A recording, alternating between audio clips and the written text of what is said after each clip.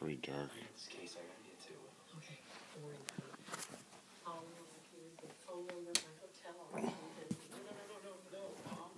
Mom, you're not staying at a hotel. You stay at our house, okay? Here's the address, right? I'm not gonna let you go this time.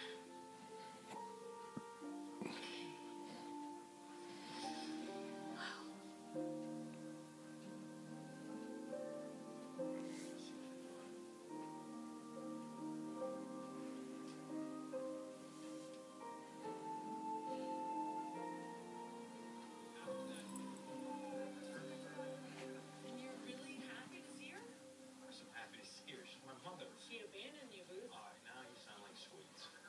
Oh, okay. What rock did this guy crawl out from under? That would be a lot funnier if this wasn't an actual human being. The victim was dropped from an excavator, and the remaining load fell and crushed his skull. Booth is in a good mood because his mother finally returned after abandoning him 25 years ago. 24 years. Don't say it like that. Well, that's gotta be complicated. It's not. It's great, actually. So keep your poking around for the remains there, huh? This section of the skull indicates male. Parabolic dimensions of the dental arch Kind of discourages. Caucasian.